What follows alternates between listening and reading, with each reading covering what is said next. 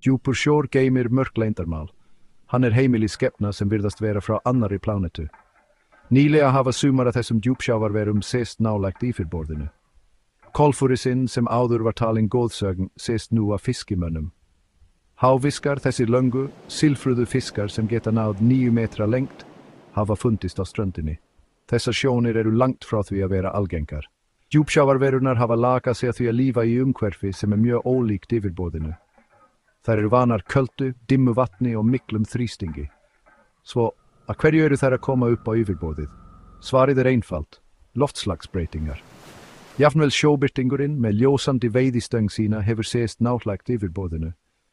Pelikanálinn, þekkt fyrir risastóra munn sinn, hefur sést á grynnra vatni. Jafnvel djúpsjávarmarglyttur með gangsæja líkama sína hafa sést nálægt yfirborðinu.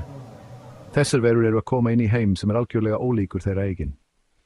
Djúpur sjór enn ein dularfyllsti staður jarðar og íbúar hans eru nú óvantir gestir í okkar heimi.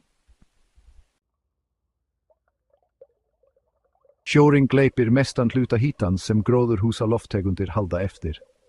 Þetta veldur því að sjórinn hítnar jafnvel á djúpum sínum. Gróðurhúsaloftegundir eins og koltvísýringur halda hýta í andrumsloftinu og þessi hýti síðan tekin upp á sjónum. Fyrir djúpsjávarverurnar þetta hlýra vatn alvarlegt vandamál. Tegundir eins og sjóbirtingur og kolfur eru mjög víðkvæmar fyrir hýtabreytingum. Þar hafa lagað sig að því að lífa á mjög þröngu hýtastígi.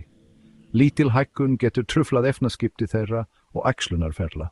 Þegar vatnið hýtnar þurfa þær að flýtja sig og leita kaldara vatni.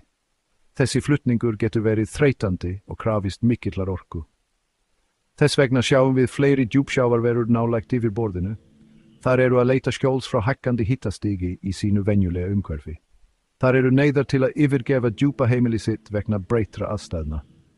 Þessi umskipti geta leitt til meiri samkeppni auðlindir og nýrra umhverfisvandamála.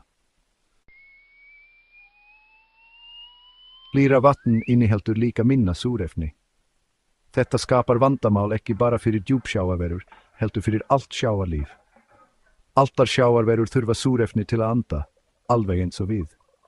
Þegar súrefnismagnið í sjónum lækkar, verður erfitt fyrir sjávarverur að lífa. Ímyndaðu þér að þú sért að reyna að anda í herbergi þar sem loftið að verða sífellt þynnra. Þetta það sem gerist fyrir sjávarverur þegar sjórinn hýtnar og missir súrefni, og þetta hefur áhrif á allt vistkerfið.